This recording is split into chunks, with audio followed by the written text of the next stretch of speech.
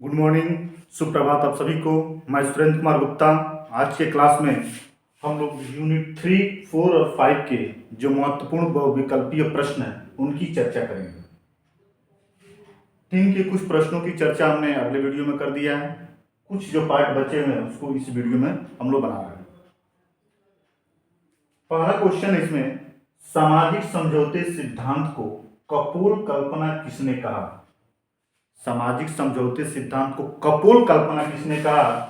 ब्लम्सली, green, Bentham और बर्ग। तो इसका उत्तर होगा ग्रीन। ग्रीन ने सामाजिक समझौते सिद्धांत को कपोल कल्पना कहा था। अगला, राज्य न तो ईश्वर की सृष्टि है, न ही उच्च कोटि का शारीरिक बल का परिणाम, न किसी प्रस्ताव या समझौते की, बल्कि इसका क्रमिक विकास हुआ है। यह स्टेटमेंट जो है आपका गार्नर का है।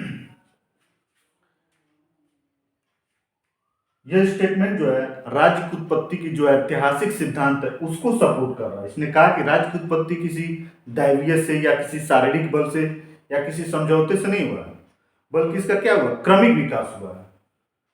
अगला प्रश्न है, रक्त संबंध समाज को जन्म देता है और कालांतर में समाज राज्य को जन्म देता है। यह स्टेटमेंट जो है मैकाइवर का है। ठीक। अगला जो है, राज्य की उत्पत्ति के सिद्धांत में सर्वमान्य सिद्धांत कौन सा है? राज्य की उत्पत्ति के संदर्भ में हम लोगों ने 5 सिद्धांत को पढ़ा है, जिसमें सबसे सर्वमान्य सिद्धांत कौन है? तो वह है आपका ऐतिहासिक सिद्धांत। राज्य की उत्पत्ति के संदर्भ में जो ऐतिहासिक सिद्धांत है यही जो है सर्वमान्य और सबसे सटीक सिद्धांत माना गया है। अगला प्रश्न है, अब तक के समस्त मानव जीवन का इतिहास वर्ग संघर्ष का इतिहास रहा है। अब तक का समस्त मानव जीवन का इतिहास वर्ग संघर्ष का इतिहास रहा है। यह स्टेटमेंट जो है मार्क्स का है। ठीक है। फिर आगे का प्रश्न देखिए, मार्क्स के अनुसार राज्य में कितने वर्ग होते हैं? मार्क्स ने राज्य में 2 वर्गों की चर्चा किया। ये आंसर ये होगा, 2 वर्ग होते हैं। ठीक है। समाज चाहे जब से राज्य का उत्पन्न हुआ तभी से समाज में 2 ही वर्ग रहे। अगला प्रश्न है, किस सिद्धांत के अनुसार राज्य शोषण का यंत्र है? कौन सा सिद्धांत है राज्य की उत्पत्ति के संदर्भ में? कौन सा सिद्धांत है जिसने बताया कि राज्य क्या है? शोषण का यंत्र है। बाकी जितने भी राज्य की उत्पत्ति के संदर्भ में हम लोग सिद्धांत पढ़े, सभी ने व्यक्ति की भलाई के लिए राज्य को स्थान दिया, राज्य को का महत्व बताया। लेकिन जो राज्य की उत्पत्ति के संदर्भ में मार्क्सवादी सिद्धांत है, इसने ये कहा कि क्या है? यह सिद्धांत राज्य जो है शोषण का यंत्र है। तो ये मार्क्सवादी सिद्धांत है आपका, इसका आंसर यह हो जाएगा। ठीक है। इनका आप स्क्रीनशॉट ले लीजिए। ठीक। फिर आगे के हम लोग प्रश्नों को देखते हैं।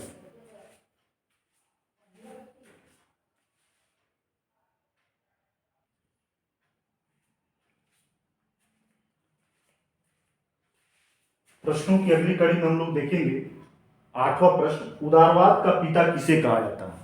या इसी प्रश्न को ऐसे भी पूछ सकता है, उदारवाद की आत्मा किसे कहा जाता है? तो दोनों प्रश्न के उत्तर एक ही होंगे।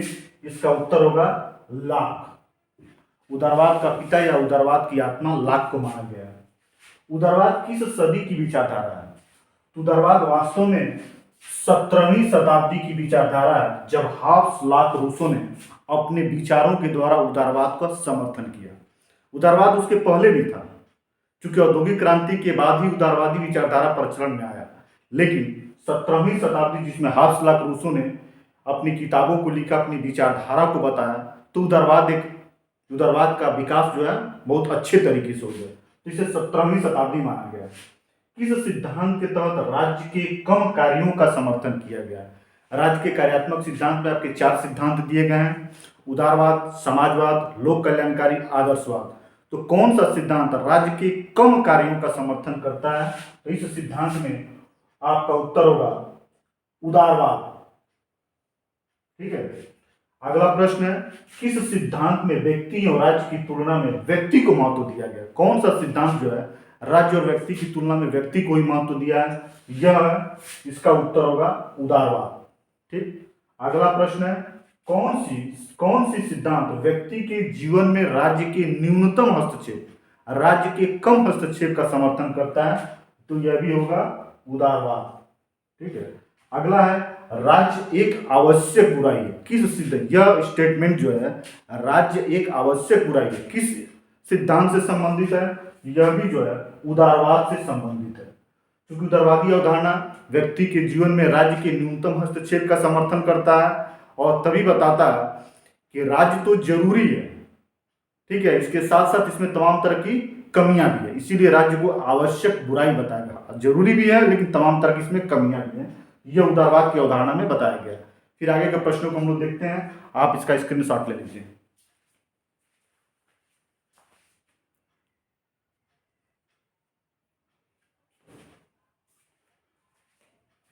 प्रश्नों की अगली कड़ी में हम लोग देखेंगे 14 नंबर प्रश्न जो है बाधाओं को बाधित करना राज्य का कार्य है।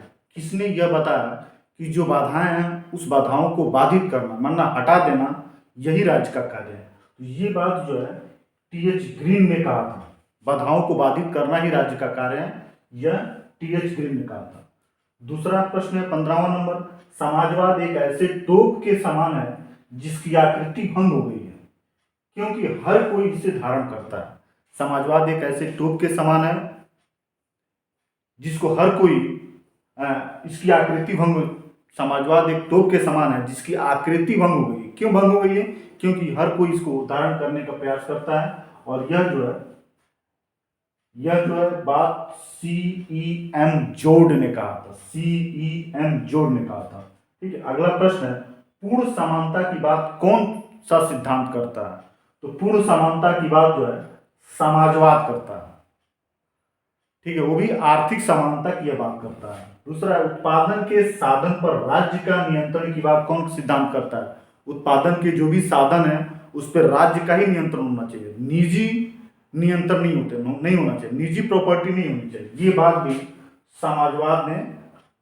समाजवादी विचारधारा में, समाजवादी सिद्धांत में कहा गया है। अगला प्रश्न, किसने समाजवाद को एक संगठित एवं व्यवस्थित लुटेरापन मानता है? समाजवाद की आलोचना भी हुई है कि समाजवाद वास्तव में क्या एक संगठित और व्यवस्थित लुटेरापन है। यह जो है डेविडसन ने यह बात समाजवाद की आलोचना इसी स्टेटमेंट के माध्यम से किया है। अगला है समाजवादी घोषणा पत्र, कम्युनिस्ट मैनिफेस्टो। जो समाजवादी घोषणा पत्र है इसका लेखक जो है मार्क्स और एंजिल्स ने समाजवादी घोषणा पत्र या कम्युनिस्ट मैनिफेस्टो को लिखा था। यह जो है किस साल प्रकाश में आया? जो मार्क्स के द्वारा समाजवादी घोषणा पत्र लिखा गया है, यह जो है कब प्रकाश में आया? तो 1848 में यह इसका प्रकाशन जो है 1848 में हुआ। ठीक है, इसको भी स्क्रीनशॉट लीजिए। अगले प्रश्न को हम लोग फिर से देखते हैं।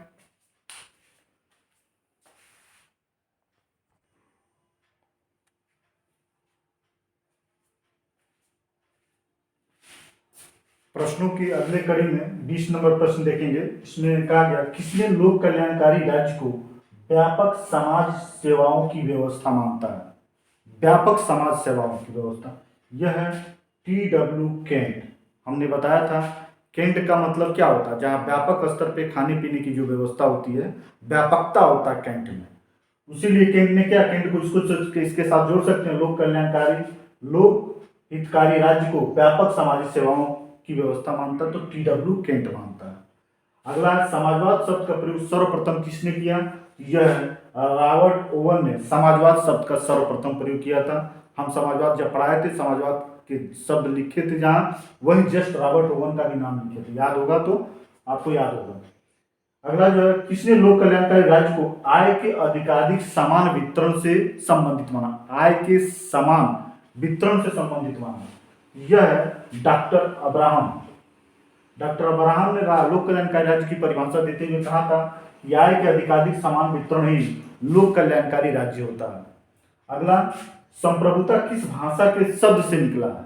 तो हमने ये भी बताया था कि किसी भी शब्द की उत्पत्ति यदि किसी भाषा से पूछता है तो 99% उसको लैटिन से पूछा है, और कानूनी एक ऐसा शब्द है जो ट्यूटानिक से निकला हुआ है। तो संप्रभुता किससे निकला हुआ है? यह जो है लैटिन भाषा से निकला हुआ है। अगला जो है संप्रभुता नागरिकों एवं प्रजाजनों के ऊपर राज्य की वह सर्वोच्च शक्ति है जिस पर कानून का कोई अंकुश नहीं है। संप्रभुता नागरिक और प्रजाजनों के ऊपर वह सर्वोच्च शक्ति है जिस पर कानून की कोई अंकुश नहीं है। यह सबसे पहले यह परिभाषा जो है बोधा ने दिया था संप्रभुता के संदर्भ में। ठीक है, अगला जो परिभाषा है 25 नंबर क्वेश्चन है, संप्रभुता राज्य की सर्वोपरि इच्छा है। संप्रभुता क्या? राज्य की सर्वोपरि इच्छा है। यह बात जो है बिलोबी ने कहा था। ठीक है, हाँ, हमारा जो है 25 क्वेश्चन हो गया। 25 क्वेश्चन का एक वीडियो बनेगा, आगे 25 क्वेश्चन और बचा हुआ है जिसको हम अगले वीडियो में बना कर देंगे। Thank you.